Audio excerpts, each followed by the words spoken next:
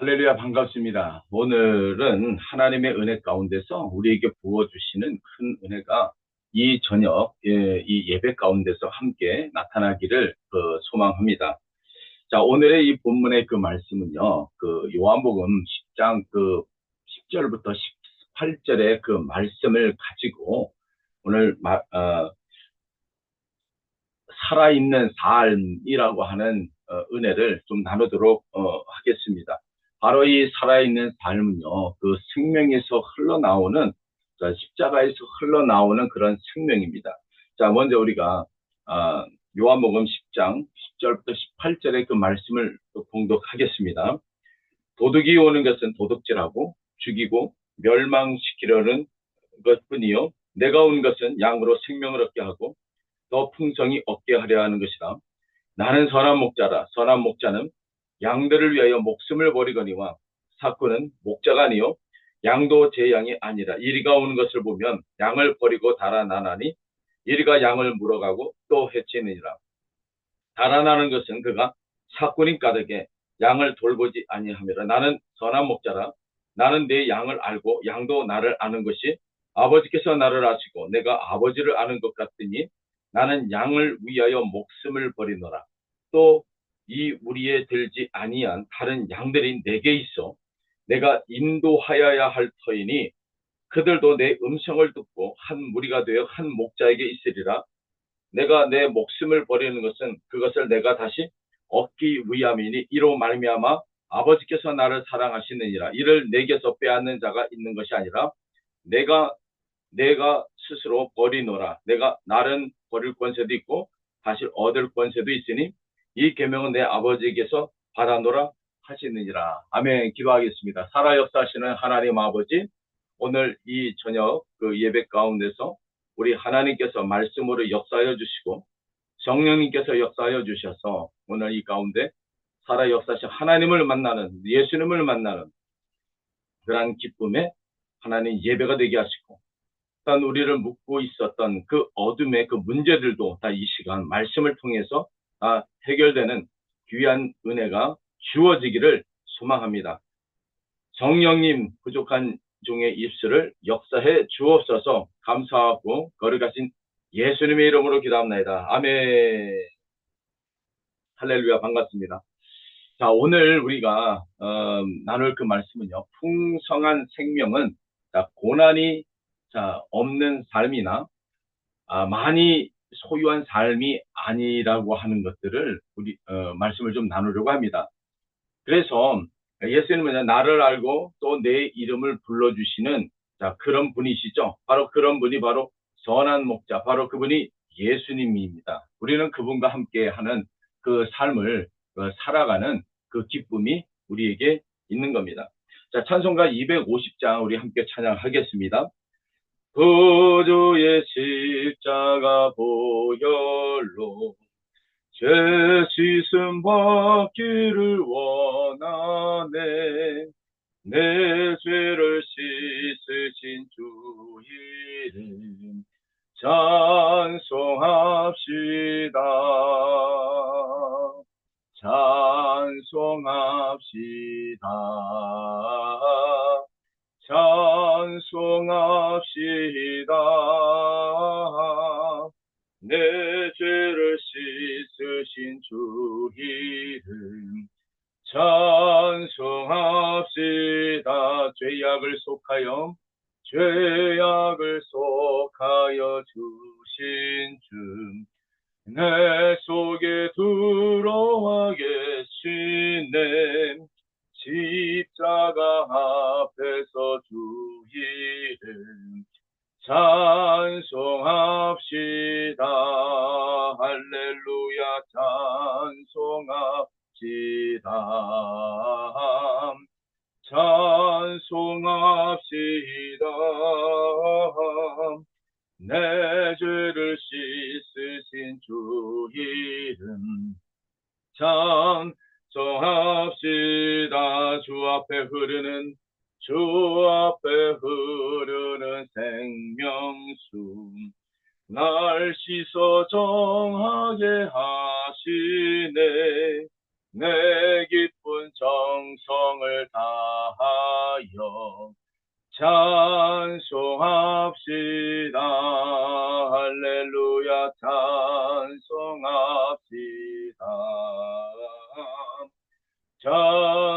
찬송합시다. 내 죄를 씻으신 주 이름 찬송합시다. 내 주께 회개한 영혼은 생명수 가운데 젖었네. 흠없고 순전한 주 이름 찬송합시다. 할렐루야 찬송합시다. 찬송합시다.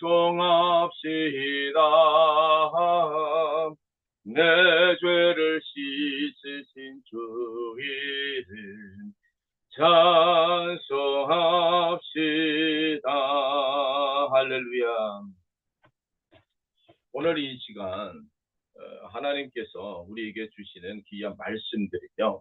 자, 우리의 숨을 다시 피어나게 하시는 그 하나님의 은혜가 우리에게 있습니다. 우리는 하나님의 그 자녀입니다. 오늘 밤 주님은 우리를 향해서 한 걸음 한 걸음 인도하여 주셔서 자, 예수님의 참 기쁨과 생명 또 예수를 믿는 그 기쁨의 참 자유가 무엇인지를 우리에게 오늘 말씀해 주시고 저와 여러분들이 참 자유의 기쁨으로 예수 승리, 부활 승리로 나타내는 기쁨의 자리 또 승리의 자리가 될 줄 믿습니다. 예수님은 그래서요.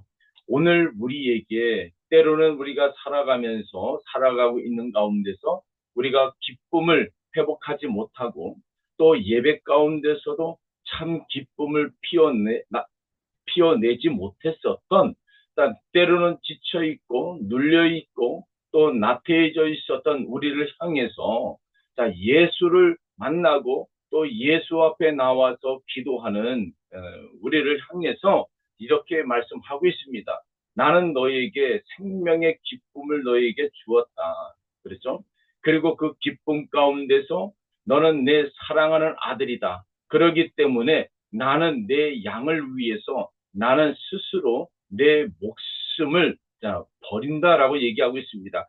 그 버림이 십자가의 부활에 있는 십자가에서의 우리가 대신 갚아야 할 것들을 오늘 이 시간 주님은 그 십자가에서 대속해 주시고 우리에게 기쁨을 불어넣어 주고 새로운 생명을 불어넣어 주셨습니다. 그런데 아직도 그 예수님을 만나고 기쁨을 잃어버린 우리를 향해서 이렇게 얘기하고 있습니다. 너는 지금 정말 살아있느냐라고 묻고 있는 겁니다. 네. 예수가 나를 위해서 모든 것을 내어 던졌는데 너는 지금 그 기쁨으로 살아가고 있느냐? 내가 이 말을 믿느냐라고 묻고 있습니다. 나는 너를 얻어내기 위해서 이 땅에 왔다. 나는 도둑이 아니다. 하면서 도둑에 대한 비유들을 말씀을 오늘 주고 계십니다. 우리가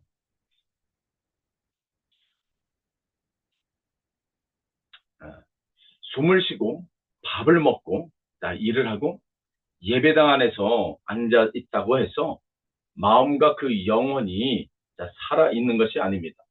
몸은 있지만 마음은 닫혀 있는 채로 또 우리가 찬양을 하지만 또 우리의 또 마음이 닫혀 있고 또 이 가슴에는 기쁨이 사라져 버렸을 때 그것이 정말 온전히 드려지는 그 예배인가. 그리고 사람들 앞에서 여러분들이 또 멋쩍어서 웃을 때도 있을 겁니다. 그럴 때마다 혼자 남아 있다고 하는 그 외로움과 이런 것들이 여러분들을 마음의 기쁨들을 다 훔쳐갈 때도 있을 겁니다. 그리고 여러분들이 살다 보면 예상치 못한 이런 사고들을 경험해서 사랑하는 사람들을 떠나 보낸 그런 날, 여러분들의 마음의 기쁨과 여러분 안에 있는 이 평강들은 다 멈춰 있는 분도 있을 것이라 저는 생각을 합니다. 또 어떤 이에게는 또 자녀들로 인하여서 상처를 받고 혼자 마음고생하고 계시는 분들도 있을 것이라 생각합니다.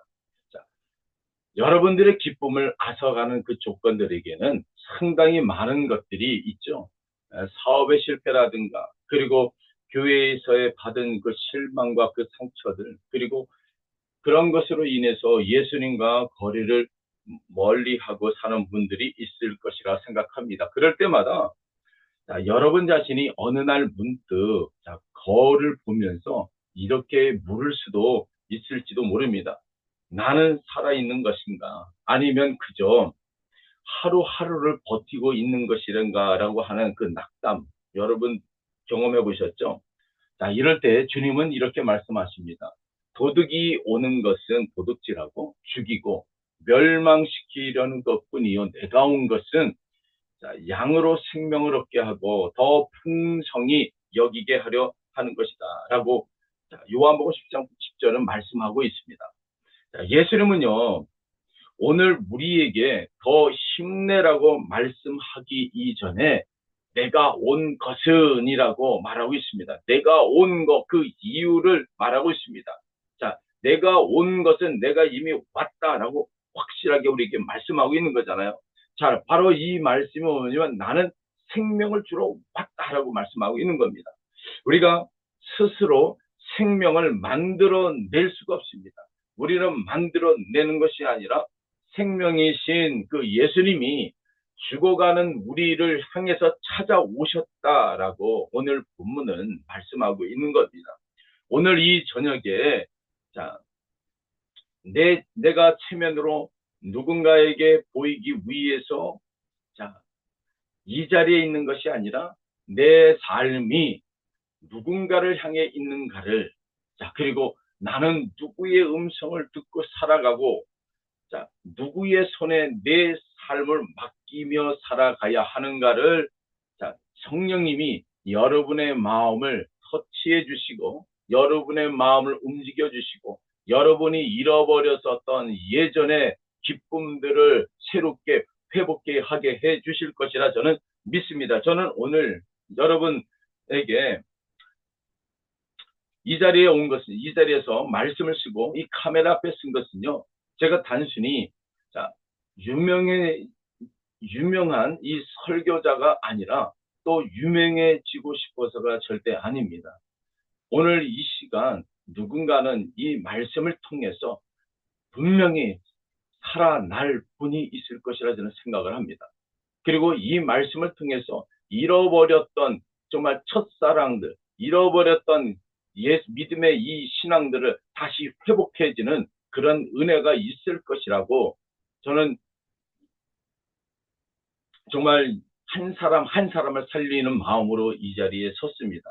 비록 저는 말씀을 전하는 일들이 잘 하지는 못하고 말도 어눌하는 것이 당연합니다. 저는 선교사로서의 인도에서 다른 나라의 언어로 20년 동안 이 생활을 하면서 모국어인 오히려 이 한국어가 불편할 때가 너무나도 많이 있습니다. 그럼에도 불구하고 저는 누군가는 이 온라인 상에서 그 예수님을 붙들고 다시 한번 정말 그 예수님을 그 앞으로 달려가기 위해서 정말 몸부림치는 그런 한 분이 있을 것이라고 저는 생각합니다. 이 자리에 저와 여러분이 이 말씀을 통해서 함께 은혜를 받는 그러한 자리가 되었으면 좋겠습니다. 오늘 본문은요, 요한복음 10장은요, 10장에 나오는 이 도둑은요, 1차적으로 양을 사랑하지 않고 자기 이익을 위해서 이용하는 거짓 목자를 말하고 있습니다. 네, 도둑이요. 자, 그러나 그 도둑은요, 자, 어떻게 훔쳐가는지에 대한 이 방식들을 우리에게 성경은 잘 보여주고 있습니다. 죄와 거짓은 우리에게 그 생명을 주는 척하지만 결국 기쁨을 훔쳐가 버리고 또 사람과 사람과의 이 관계를 죽여버리고 또 우리의 영혼을 메마르게 합니다. 그러나 오늘 성경의 말씀은요, 선한 목자에 대해서 말씀하고 있는데 이 선한 목자는요, 우리를 이용하지가 않습니다. 우리를 살리기 위해서 자기 목숨을 버린다라고 말씀하고 있어요. 자, 예수님은요, 우리의 생명을 요구하려고 오신 분이 아니라 자기 생명을 주러 오신 선한 목자라고 말씀하고 있습니다. 도둑은요, 그런데 처음부터 올 때, 우리가 무너뜨려져 버리고 또 첫사랑을 회복하지 못하게 하고 하나님과 거리를 멀게 하고 이런 것도 다 도둑이죠. 물론 그 도둑들은요, 한마디로 얘기하면 그 도둑은요, 처음부터 큰 소리를 내면서 들어오는 법이 없습니다. 아주 조용히 들어옵니다. 인간의 그 마음을 훔치는 것도 바로 그렇습니다. 처음에는 작은 그 서운함이었는데 어느새 미움으로 바뀌어버리고 처음에는 작은 실패였는데 어느새 나는 끝났다라고 하는 절망으로 바뀌어버리게 만들어버립니다.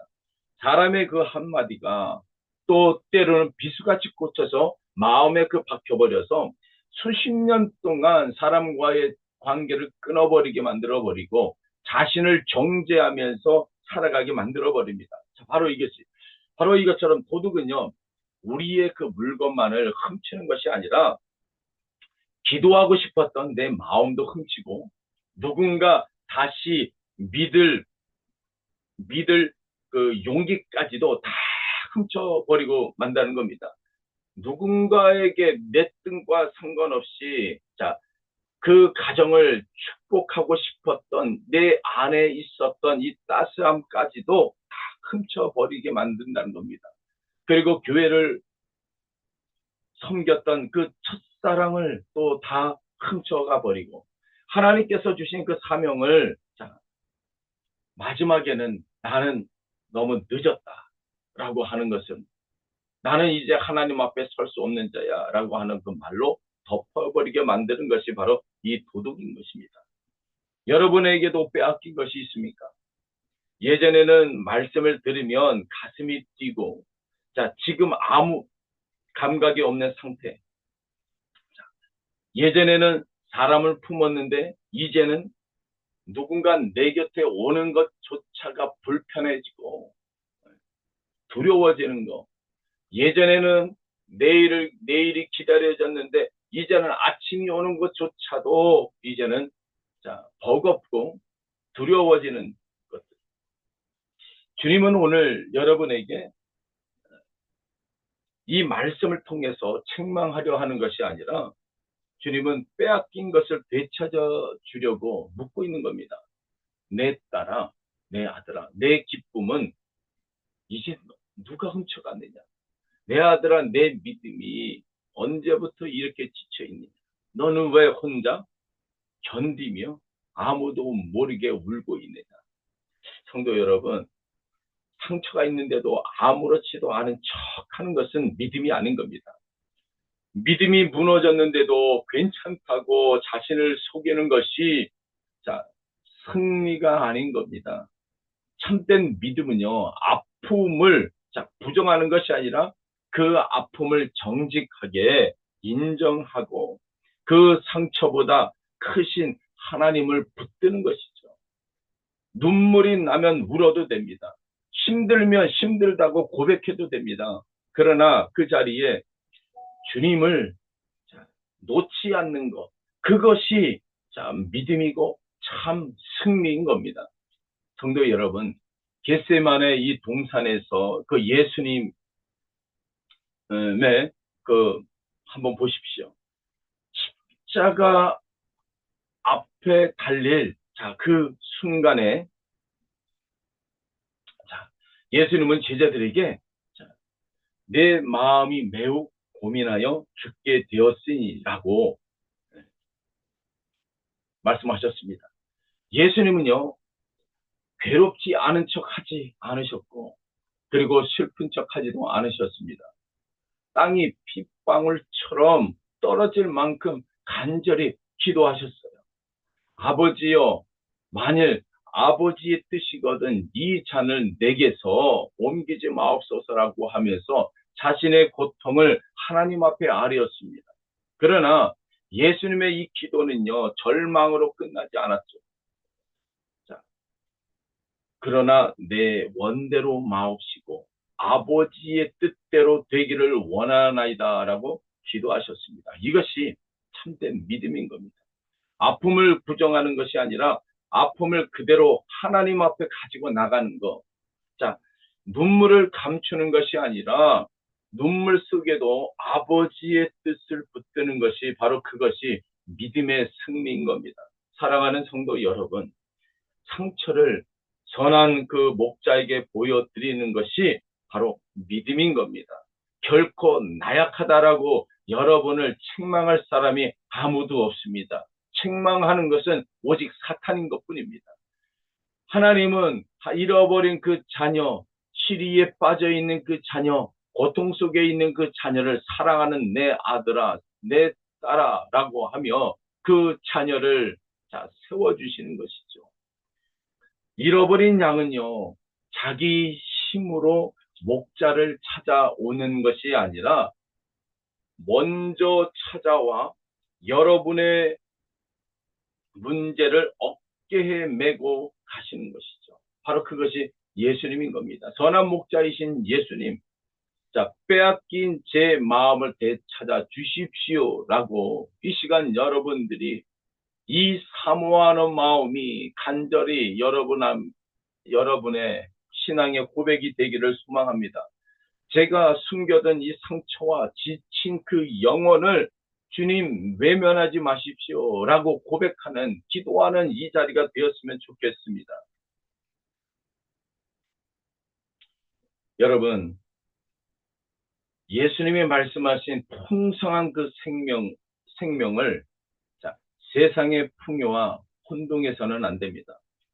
예수님을 믿으면 언제나 건강하고 사업이 잘 되고 고난이 사라진다는 그 뜻이 아닙니다. 예수님과 함께 살았던 그 사도들도요, 박해와 굶주림 속에서 이 감옥의 이 고통을 겪었습니다.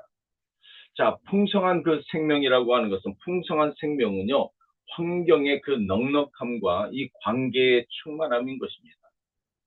양에게 가장 큰 복은요, 풀이 많은 것만이 아니라 자기를 아는 그 목자가 곁에 있다는 것, 바로 이거죠. 양이 가장 행복한 그 순간은요, 널브러진 풍성한 이 초원이 아니라 늑대로부터, 이리로부터 나를 지켜줄 안전한 목자가 있다는 것, 바로 그것이 가장 큰 그들에게는 위로고 큰 충만합니다. 그리고 이 양들은요, 길을 잃을 때 이 목자는 그 양을 찾으러 오십니다. 그리고 양이 상처를 입었을 때 안아주시고, 위험이 올 때 자기 몸으로 막아주는 것이 바로 목자인 것이죠. 바로 이것이 양의 생명인 겁니다. 그래서 요한복음 10장 그 3절의 그 말씀을 보면요, 문지기는 그를 위하여 문을 열고 양은 그의 음성을 듣나니 그가 자기 양의 이름을 각각 불러 인도해 내느니라 라고 말씀하고 있습니다. 목자에게서 양은 이 숫자의 의미가 아닌 거예요. 이 양들에게는요, 이름이 있고 얼굴이 있고 각자의 숨은 사연들이 있습니다. 여러분들은 하나님이 기르시는 양인 겁니다. 예수님은 오늘 이 자리에서 있는 그 여러분을 많은 사람 속에 전체를 통한 전체의 한 묶음으로 묶어둔 이 사람으로 보지 아니하시고 여러분에게 각 한 사람의 그 인격을 소중하고 귀하게 여겨서 여러분의 이름을 불러주시는 자 그런 인격적 하나님인 것입니다. 인격의 하나님인 거예요. 그래서 여러분들이 병실에서 혼자 있던 자 그리고 여러분이 어떤 고민 때문에 밤새 뒤척이든 간에 그리고 여러분들의 속마음들 아무도 몰라주고 수고한 눈물도 아무도 몰라줘도 우리 하나님은 다 기억하고 계십니다. 저도 선교지에서 오랜 시간 이 사역을 하면서 마음이 지친 적이 있었습니다. 수많은 필요와 문제 앞에서 나는 수많은 그 선교사 가운데서 이름이 없는 무명의 한 선교사일 뿐인가라고 생각이 들 때도 있었습니다. 그때마다 요한복음 20장의 그 말씀이 제 마음을 붙잡았습니다. 전한 그 목자는요, 자기 양의 이름을 각각 부르신다는 그 말씀이었죠. 저는 이제 깨달았습니다. 사람은요, 제 이름을 잊어도요, 예수님은 잊어버리지 않으신다는 겁니다. 후원자가 제 수고를 다 알아주지 못해도, 교회가 제 수고를 알아주지 못해도 주님은 아신다는 겁니다. 열매가 더디 보여도 주님은 제 눈물을 세고 계신다는 겁니다. 왜냐하면 저보다 먼저 인도 땅에 와 계신 그 하나님이 선교를 이미 하고 계시고 저는 그 하나님이 하신 일들의 참여자로 불러 세워주셔서 그 험난한 그 길들을 걷고 보이지 않는 광야로 순종하며 걸어가고 있는 이 모습을 귀하게 여기신다는 것이죠. 바로 여러분들의 그 삶, 여러분의 그 삶의 현장은 이미 주님이 다 알고 계십니다. 그래서 이 현장들이 얼마나 어렵고 힘든지를 알고 계세요. 그래서 우리 주님이 여러분 한 사람들이 살아가는 그 인생의 이야기들을 다 담고 계시고 귀하게 여기시는 겁니다. 다 기억하고 계시는 겁니다. 여러분들은요, 우리가 살아가면서 열매가 더디 보여도 주님은 제가 흘린 눈물을 세고 계시고 그리고 오늘 밤 여러분에게 같은 말씀을 드리고 있는 겁니다. 여러분은 주님께 그저 한 사람이 아니라고 하는 사실들 기억하십시오. 예수님은요, 여러분의 이름을 기억하고 계시고 예수님은 내가 지나온 눈물을 알고 계십니다. 예수님은 오늘도 나를 버리지 않고 여러분과 여전히 함께하고 계시는 거예요. 풍성한 그 생명은요, 모든 것을 가진 삶이 아니라 나를 아시는 예수님을 가진 그 삶인 겁니다. 우리가 진리를 생각할 때 떠오르는 그 한 사람이 있습니다. 바로 제가 문학에 나와 있는 그 한 사람의 이야기를 들어서 얼마나 우리에게 주어져 있는 이 참 기쁨, 참 자유가 얼마나 소중한지를 소개하도록 하겠습니다. 우리가 묶여 있었던 거, 우리가 해결하지 못했었던 것을 해방할 수 있는 그것은 바로 자유죠. 마귀가 이 사탄이 나의 발을 아무리 묶어도 그 고통 속에서 나올 수 있는 건 예수의 이름으로 생명의 기쁨, 절망 가운데 있어도 나올 수 있는 건 예수의 이름밖에 없는 겁니다. 소련의 이 강제 수용소의 그 의사였던 이 보리스 콤필드라고 하는 한 유대인이 있었습니다. 그는 의사였지만요, 수용소에서 한 그리스도인을 통해서 복음을 듣고 예수님을 믿고 그의 인생의 참 기쁨을 누렸습니다. 그 한 사람을 통해서 전 세계가 예수의 이름을 그리고 유대인들에게 그 이름을 예수의 이름을 전하게 한 위대한 그 사람 한 사람, 그런 보잘것없는 한 사람이었지만 오늘 그 이야기를 통해서 이 사람의 눈으로 보았을 때는 보잘것없는 그 사람이 얼마나 위대한 일, 예수의 기쁨으로 살아갔는지를 보게 되어질 것입니다. 생각합니다. 자, 스탈린 시대의 이 소련의 이 강제 이 수용소는요, 사람의 이름을 지우고 번호만 남기는 곳이죠. 명찰. 사람의 이름은 사라져버리고 이곳에 번호만 남아있죠. 자, 그런 곳에서 자, 사람은요, 하나님의 형상으로 지은 존귀한 존재라고 하는 그 것들이 아무 의미가 없습니다. 사람은요, 단순히 그 안에서 물건 취급을 당하고 있는 거예요. 노동력을 제공하다가 병들면 버려지고, 자, 소모품처럼, 자, 여겨진다는 것이죠. 굶주림과 이 추위 속에서도 살아남기 위해서 다른 사람의 양식을 빼앗아야 했고, 자, 그리고 불의를 보고서도 그것이 불의인지 모르고 살아가는 것이, 그리고 나만 살기 위해서, 나 하나 살아남기 위해서 다른 사람들을 짓밟고 살아가는 것이 바로 그런 수용소의 이야기죠. 자, 양심을 지키는 사람보다도 양심을 버린 사람이 더 오래 살아남는 것처럼 보이는 것입니다. 바로 그것이 수용소라고 하는 이 어둠에 갇혀 있는 곳이죠. 그 수용소에 이 보리스 니콜라이 예비치 이 콤빌드라고 하는 유대계 의사가 있었습니다. 그 역시 자유로운 의사가 아니라 바로 그도 수감자였습니다. 그러나 수용소에서 의사가 부족하기 때문에 그는 병원에서 이 다른 죄수들과 간수들을 치료하는 일을 하고 있었어요. 이 콤필드의 그 마음에는 깊은 분노가 있었습니다. 자신을 억누르고 가두고 인간 이하로 취급을 한 이 간수들을 보면 항상 이 증오의 마음들이 늘 피어나고 있었죠. 자, 전해지는 이야기에 좀 따르면요, 어느 날 심한 상처를 입은 자 간수 한 사람이 자 수술실로 실려왔어요. 자, 때마침 이 콤필드가요, 끊어진 이 수술 가운데서 이 동맥을 이 꿰매는 그 순간에 그의 마음 속에 무서운 생각이 들었다고 합니다.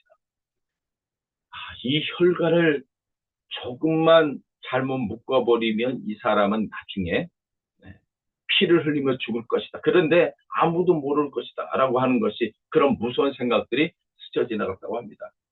그러나 바로 그 순간 이 같은 이 수용소에 있던 한 기독교인이 반복해서 드리던 주기도문의 그 말씀이 그의 마음에 떠올랐습니다. 자신이 지은 죄, 자신에게 지은 사람들을 용서해달라고 하는 그런 기도였습니다. 먼저 자신도 다른 사람들을 용서해야 한다는 그런 말씀들이죠. 홈필들은요, 그 간수를 미워하면서도 자신의 마음 속에서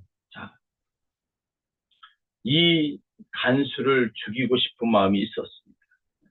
그런데요, 이 어느 기독교인의 이 이야기를 떠올리면서 이 콤필들은요, 내가 이 간수를 미워하는 자신의 마음 속에도 수용소의 이 폭력과 다르지 않은 이 악이 들어있다는 사실들을 이제 깨달았습니다. 그는 간수의 동맥을 바르게 꿰어서 이제 생명을 살렸지만 그는 수용소에서 경고를 받았습니다. 물론 지금은 간수를 살려서 생명을 주었지만 너가 쓸모없는 사람들까지도 살려내서 귀한 약품들을 소모해야 된다 하면서 쓸모없는 사람들은 소생할 수 없을 것 같은 사람들은 그냥 죽도록 내버려둬라라고 하는 이 경고를 받았죠. 이 간수를 오늘 살렸습니다. 그는 단지 한 사람을 몸으로 치료한 것이 아니라 증오에 사로잡혀 있었던 여기에서 중요한 겁니다. 자기 자신의 그 영혼이 치료받았다는 것입니다. 이후 이 콘필드는요, 예수 그리스도를 믿게 되었죠. 예수님을 만난 뒤 수용소의 이 현실이 곧바로 달라진 것은 없습니다. 철조망도 그대로 있고 간수들의 폭력도 계속되고 있죠. 배고픔과 이 죽음의 위협도 사라지지 않았습니다. 그러나 이 콘필드가 바라보는 눈이 달라졌다는 거예요. 이전에는 환자들을 살아남기 위해 처리해야 하는 죄수들로 이제 보았다면, 이제는 한 사람 한 사람이 하나님 앞에 존귀한 생명으로 보이기 시작했다는 겁니다. 그는 더 이상 이 수용소에서 어쩔 수가 없다라는 말로, 이 말에는 불의가 포함이 되어 있죠. 이것을 외면할 수가 없었습니다. 죽어가는 이 환자에게 들어갈 음식을 누군가에 훔쳐가는 것을 보고도 침묵할 수가 없었고, 그것을 고발하면 보복을 당하고 처형을 당할 수밖에 없다는 그 사실을 알면서도 이 콘필드는요, 양심을 따라 행동을 했습니다. 수용소에서는 이 정직이 자신을 보호해주지 못했습니다. 오히려 정직하게 사는 것이 자신의 생명을 위협하게 만들었습니다. 그래서 이 콘필드는요, 죽음을 당할지 모른다고 하는 그 두려움 때문에 약 2달 동안에 이 병원 막사 안에서 지내면서 환자들을 이제 돌보고 있었습니다. 바로 그 무렵에 이 수용소 이 병원에는 종양 수술을 받은 한 젊은 이 죄수가 누워 있었습니다. 바로 그는 수술을 받고 나서 열에 시달리고 움직일 수 없는 그 상황이었는데, 그 사람의 이름이 여러분이 잘 아시는 알렉산드로 솔제니친이라고 하는 그 사람이었습니다. 훗날 소련 강제 수용소의 이 실상을 세계에 알리게 될 이 작가였지만, 당시 그는 병상에 누워서 이 죽음의 그림자와 씨름하던 한 명의 죄수에 불과했습니다. 어느 날 이 콘필드는요, 이 솔제니친의 이 침상 곁에 앉았습니다. 그리고 두 사람은 서로 잘 알지는 못했지만, 콘필드는요, 솔제니친을 담당한 의사도 또 아니었는데도 불구하고 병실에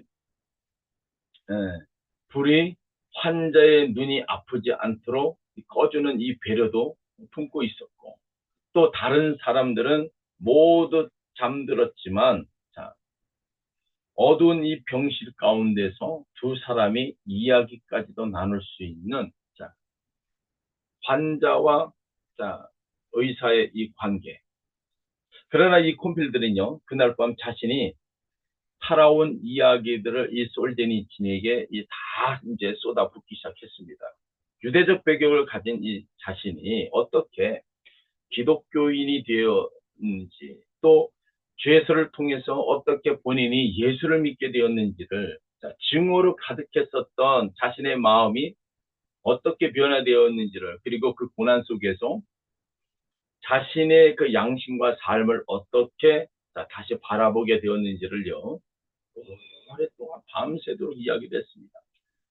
솔제니치는요, 열에 시달리면서도 그의 말을 다 듣고, 콘필드의 말에는 죽음을 앞둔 사람만이 가질 수 있는 진지함과 확신이 담겨 있었습니다.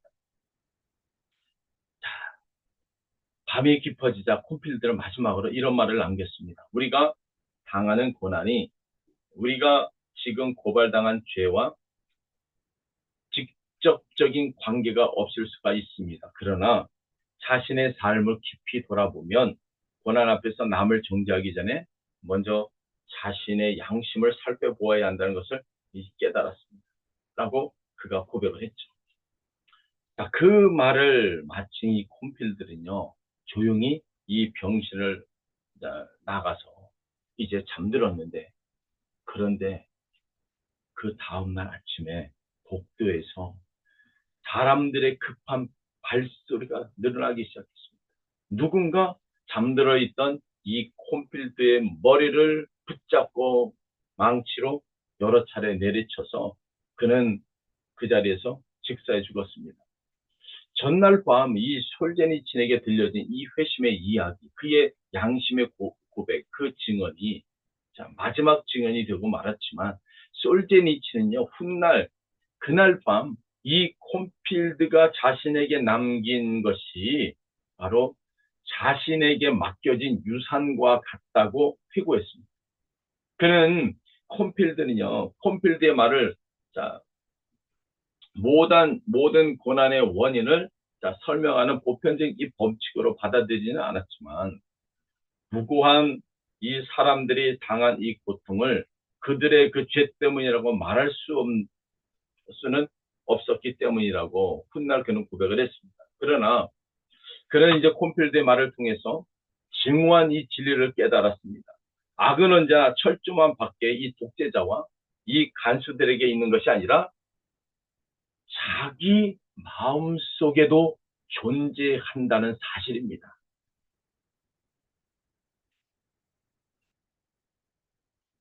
사람을 살리는 길은요, 다른 사람의 악을 폭로하는 데만 시작하는 것이 아니라 먼저 자기 안의 악을 발견하고 하나님 앞에서 회개하는 데서부터 시작된다는 사실이었습니다. 성도 여러분, 수용소에서의 이 콘필드의 생명은 뺏어갔습니다. 그러나 그의 믿음까지는 뺏어가지 못했죠. 수용소는요, 그의 목소리를 하루 만에 잠재워 버렸지만 그가 남긴 이 복음의 증언까지는 죽이지 못했습니다. 그날 밤 콘필드는요, 병상에 누운 죄수를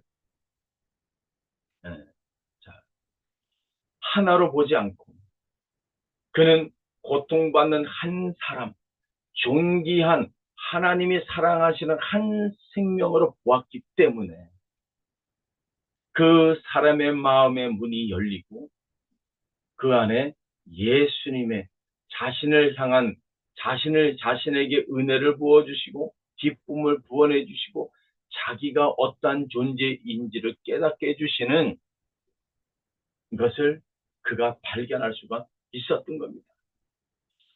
그가 복음을 전한 사람은 이 솔제니치, 그는 살아서 훗날 수용소 군도라고 하는 그 책을 통해서 수많은 사람들에게 강제 수용소의 진실과 인간 영혼이 얼마나 존엄한지를 증언했습니다.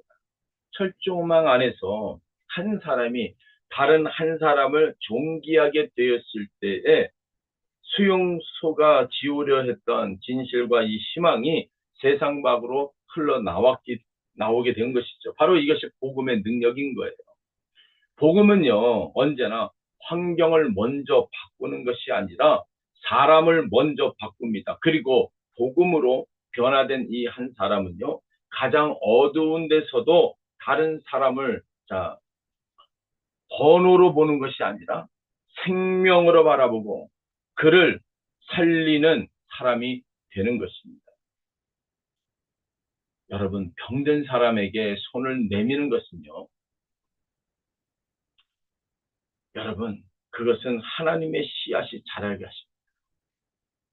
울고 있는 곁에서 함께 흘린 그 눈물들, 그리고 자녀의 이름을 부르며 드린 이 기도가 절대 사라지지 않습니다. 우리가 열매를 보기 전에 저와 여러분들이 세상을 떠나도 그 하나님의 씨앗은 자라게 되어 있습니다. 그래서 고린도후서 4장 10절을 보면 우리가 항상 예수의 죽음을 몸에 짊어짐은 우리의 생명이 또한 우리 몸에 나타나게 하려 함이라 라고 말씀하고 있습니다. 그리고 12절에 보면 그런즉 사망은요 우리 안에서 역사하고 생명은 너희 안에서 역사한다라고 말씀합니다. 이것이 바로 복음의 신비인 겁니다. 자기만 살려고 붙들면 생명이 메마르지만 예수님을 따라 자신을 내어줄 때 다른 사람 안에서 생명이 시작이 된다는 것이죠. 부모가 눈물로 자녀를 품고 또 교사가 한 학생을 포기하지 않고 성도가 상처 입은 이웃 곁에 머물 때 예수의 생명이 흘러가는 것입니다. 여러분, 제가 여기에서 콘필드의 이야기를 드렸습니다. 그러나 콘필드는 구원자가 아닙니다. 그는 증언자죠. 그의 희생이 감동적인 이유는요, 더 크고 완전한 분이 계시기 때문에 그렇습니다.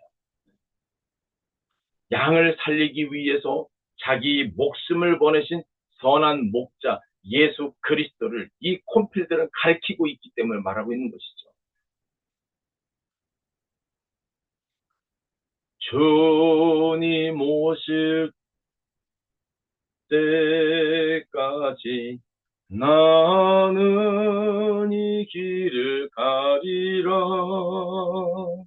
좁은 문, 좁은 길, 나의 십자가 지고 나의 가는 이 길 끝에서 나는 주님을 보리라. 영광의 내 주님 나를 맞아주시리. 주님 다시 오실 때까지 나는 일어나 달려가리라. 주의 영광 온 땅 덮을 때 나는 일어나 노래하리. 내 사모하는 주님 온 세상 구주시라. 내 사모하는 주님 영광의 왕이시라.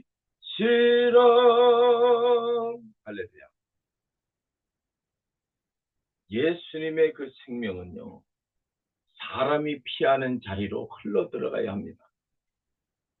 저는 인도 선교 현장에서 예수님의 생명이 가장 선명하게 보이는 곳이 언제나 사람들이 피하려고 하는 그 자리라고 하는 것을 배웠습니다.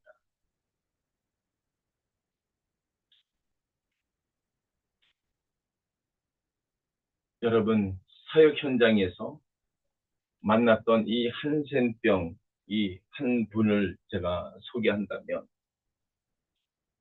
여러분, 한센병은요, 오늘날 치유할 수 있는 질병이지만, 오랜 세월 질병 자체보다도 더 무서운 것은요, 낙인과 이 차별입니다. 이 낙인을 찍힌 사람들은요, 가정과 그리고 그 사회 공동체로부터 분리될 수밖에 없는 그런 삶을 살아갈 수밖에 없는 겁니다. 이 한센병 환자는요, 성경에서도요, 돌로 쳐 죽이는 그런 무서운 그런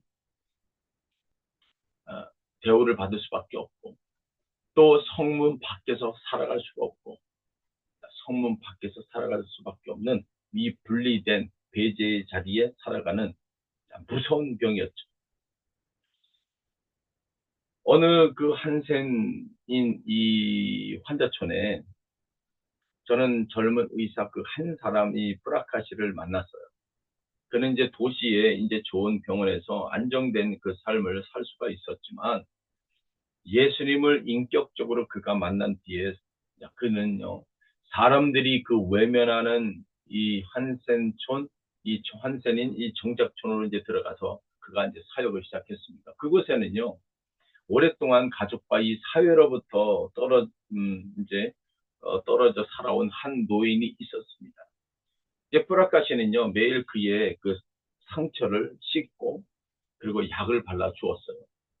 어느 날 노인이 이 뿌라카시의 이 손목을 붙잡고 이제 물었습니다. 왜 당신은 좋은 데서 좋은 대우를 받고 살아갈 수 있는 사람인데 이 한산촌에 와서 나 같은 사람을 만지냐? 다른 사람들은요, 내 가까이 오는 것조차 싫어한다고 이제 의사에게 물었죠. 그때 이 프라카시는 그 노인에게 이렇게 말을 했어요. 어르신, 저보다 먼저 손을 내미시는 분이 계십니다. 예수님은 사람들이 피하던 병자들을 돌보시고 손을 내미시고 그리고 만지셨습니다. 저는 오늘 그분의 이 손을 빌려 쓰고 있을 뿐입니다. 라고 조용히 말씀을 건넸죠.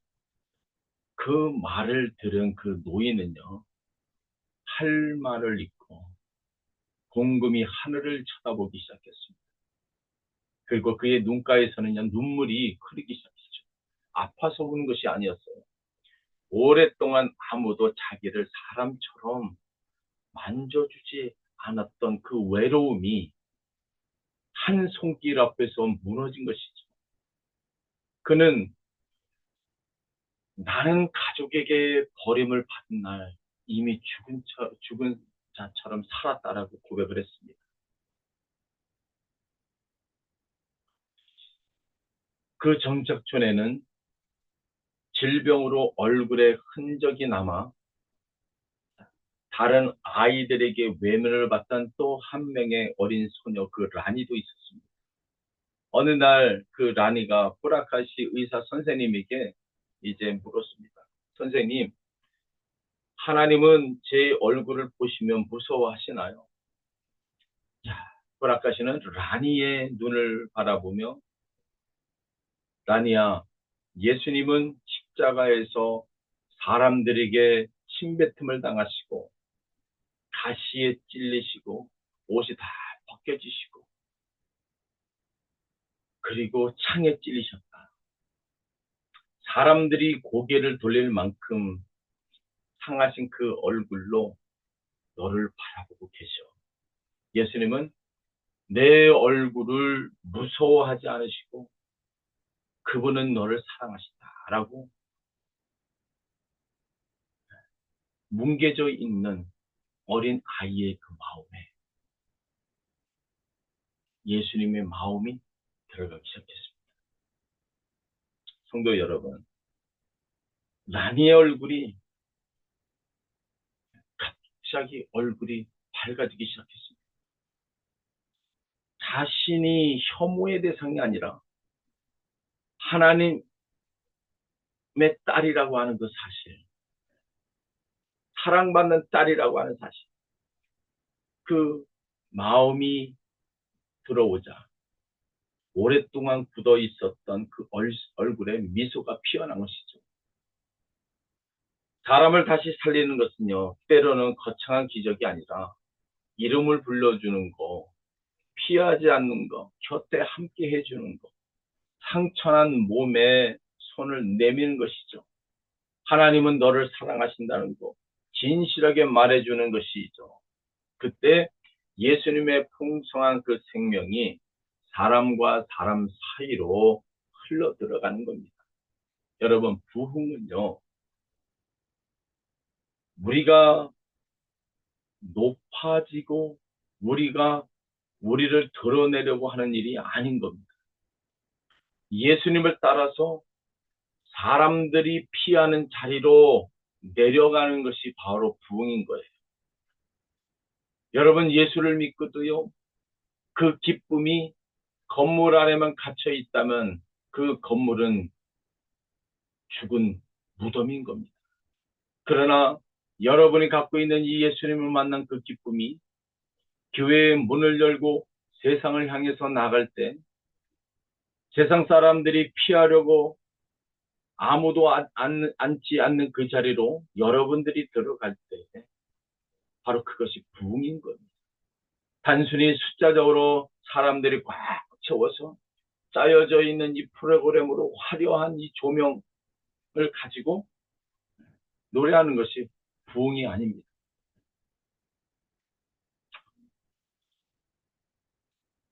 여러분, 성경은 말하고 있습니다. 선한 목자는 양을 살리기 위해서 십자가.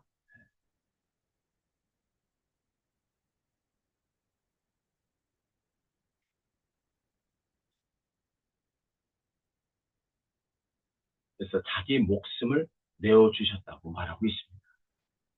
사랑하는 성도 여러분, 이제 오늘 말씀이 이제 가장 깊은 곳으로 우리가 향합니다. 예수님이 우리에게 풍성한 생명을 주실 수 있는 이유가 무엇입니까? 그분이 좋은 이 교훈과 가르침을 주셨기 때문이 아닙니다. 우리보다 강한 능력을 가지시고 계시기 때문도 아닙니다. 오늘 이 핵심의 말씀이 바로 이겁니다. 요한복음 10장 11절과 17절과 18절에 이어서 말씀을 드린다면, 나는 선한 목자라. 선한 목자는 양들을 위하여 목숨을 버리거니와 내가 내 목숨을 버리는 것은 그것을 내가 다시 얻기 위함이니, 이로 말미암아 아버지께서 나를 사랑하는 것이니라. 이를 내게서 빼앗는 자가 있는 것이 아니라 내가 스스로 그 양을 얻기 위해서 버린다라고 말씀하고 있습니다. 예수님은 우리를 향해서 멀리 서서 우리에게 살아나라고 외치지 않으셨습니다. 죽음의 이 골짜기 안으로 직접 들어오셔서 양을 공격하는 그 이리 앞에 자기 몸을 내어주셨습니다. 우리가 받아야 할 이 죄의 심판을 자기 몸으로 받으시고, 우리가 건너지 못할 죽음의 강을 먼저 건너가셨다는 것이죠. 성도 여러분, 십자가를 바라보십시오. 군인들이 예수님의 옷을 벗겨버렸습니다. 가시관을 머리에 눌러 씌우셨습니다. 사람들이 얼굴에 침을 뱉고 때렸습니다. 그 손에 못을 박고 발에 못을 박아 고정시켜버렸습니다. 선한 목자의 손이 찢어지고 양들의 이름이 찢어지고 양들의 이름을 부르시던 입술이 목마름으로 이제 타들어가기 시작했습니다. 왜 그랬습니까? 우리에게 생명을 주기 위해서인 겁니다. 우리가 죄로 하나님에게서 멀어졌기 때문에 예수님이 그 죄를 자기 몸으로 담당해 주신 겁니다. 바로 이것 대속의 은혜인 겁니다. 우리가 죽음의 종이 되었기 때문에 죽음 없는 생명의 주께서 죽음 속으로 내 대신 들어가셨습니다. 십자가에 의해 예수님은요, 패배한 목자가 아닙니다. 양을 버리지 않기 위해서 마지막 피 한 방울까지 내어주신 그 목자인 겁니다. 누가 그분의 생명을 억지로 빼앗은 것이 아닙니다. 예수님은 우리를 사랑하셔서 스스로 내어주셨습니다. 그분이 벗김을 당하심으로 우리는 의의 옷을 입었어요. 그분이 목마름으로 고통을 당하실 때 우리는 생명의 생수를 마시게 되었습니다. 그분의 죽으심으로 우리는 생명을 얻었어요. 그리고 십자가는 끝이 아니었습니다. 장사한 지 사흘 만에 예수님이 다시 살아나셨어요. 무덤은요, 이 선한 목자를 붙잡을 수가 없습니다. 죽음이 이 생명을 삼키는 것이 아니라 생명이 죽음을 삼켜버렸습니다. 요한복음 11장 25절과 26절의 말씀을 보면요, 예수님께서 이르시되 나는 부활이요 생명이니 나를 믿는 자는 죽어도 살겠고 무릇 살아서 나를 믿는 자는 영원히 죽지 아니하리니 이것을 내가 믿느냐라고 묻고 있습니다. 오늘 밤 예수님께서 마르다에게 하셨던 그 말씀이 오늘 우리에게도 말씀하고 있습니다. 이것을 내가 믿느냐? 내가 교회를 오래 다녔는지 묻는 것이 아닙니다. 성경 지식이 얼마나 많은지를 묻는 것이 아니에요. 내 죄를 위해서 죽고 너를 위해서 다시 살아난 나를 내 생명으로 받아들이겠느냐라고 물으시는 겁니다. 오늘 이 자리에, 예배의 이 자리는 여러분들이 지금 지키고 있지만 마음은 주님께서 멀어져 계신 분이 계십니까? 예수님을 인격적으로 만나지 못한 분이 계십니까? 죄책감 때문에 십자가를 바라보지 못하고 계신다면 여러분, 이젠 고기를 드십시오. 그리고 주님 앞으로 돌아오십시오. 십자가는 깨끗한 사람에게 주는 상이 아니라 죄인에게 열어놓으신 생명의 문인 겁니다. 혹시 여러분들이 여러분의 자책감 때문에 나는 예수님과 너무 멀리 떨어져 있어 라고 생각하고 계신 분이 계시다면 이 시간 그 생각을 다 떨쳐버려 주십시오. 나는 너무 더럽다고 생각하시는 분이 계신다면 여러분은 예수님의 보혈로 다 씻어주셨다고 하는 것들을 믿으시기 바랍니다. 나는 너무 늦었다라고 생각하시는 분이 있다면 여러분, 십자가 옆에서 죽은 이 강도의 그 마지막 순간에 주님을 믿고 주님 앞에 돌아와서 주님의 낙원에 함께 참여한 자, 바로 주님이 그를 품으셨습니다. 성도 여러분, 이제 십자가 앞에 여러분의 마음을 들고 나오십시오. 여러분이 빼앗겼던 이 기쁨을 갖고 나오십시오. 아무도 모르는 죄와 이 부끄러움을 가지고 나오십시오. 여러분의 문제들, 여러분의 깨어진 부분들, 여러분의 식어버렸던 것들, 관계 모든 문제들, 질병 다 주님의 십자가 앞에 내려놓으십시오. 그리고 이렇게 고백하십시오. 예수님, 저를 살리기 위해 십자가의 생명을 내어주셨음을 믿습니다. 예수님, 제 죄를 용서해 주시고 죽어 있는 제 영혼을 다시 한번 살려주십시오. 예수님, 이제 제 안에 사시고 제 남은 생애를 주님의 생명으로 살아가겠습니다. 그리고 여러분, 다시 한번 고백했으면 좋겠습니다. 이제 주님의 이 생명의 이 부흥을 위해서 남들이 가지 않는 낮은 자리로 들어가겠습니다. 여러분, 이제 결단의 시간을 갖겠습니다. 십자가에서 받은 그 생명을 여러분 다시 흘려보내 주세요. 풍성한 생명은 나만 편하게 살기 위해서 주어진 생명이 아닙니다. 선한 이 목자에게 받은 그 생명은요, 반드시 다른 사람에게 흘러 들어가야 합니다. 용서받은 사람은 용서하고, 위로받은 사람은 우는 사람 곁에 앉고, 살아난 그 사람은 죽어가는 그 영혼에게 복음을 전해야 하는 것이죠. 여러분들이 잘 먹고 잘 사는 것이 바로 그것은 세상이 요구하는 것이지만, 그러나 아직도 소외된 자리, 그리고 혼자 울고 남들이 외면하고 있는 그 자리에 누군가는 들어가야 하는데, 그 자리에 하나님이 나에게 은혜를 주시고 기쁨을 주셔서 그 자리를 피하지 않고 들어가는 자가 되게 하나님이 나를 세워주시고 하나님의 사역에 나를 참여시켜 줬다는 그 사실 여러분 믿으시길 바랍니다. 그래서 여러분들이 이제 내일부터 한 사람의 이름들을 불러 기도하시길 원합니다. 오랫동안 연락하지 못했던 그 사람들의 그 관계 속에서도 이제 예수의 이름으로 생명을 다시 회복이 되어지고 그 관계가 다시 이어지는 놀라운 역사가 나타날 것이라 저는 믿습니다. 그리고 여러분 이렇게 기도하십시오.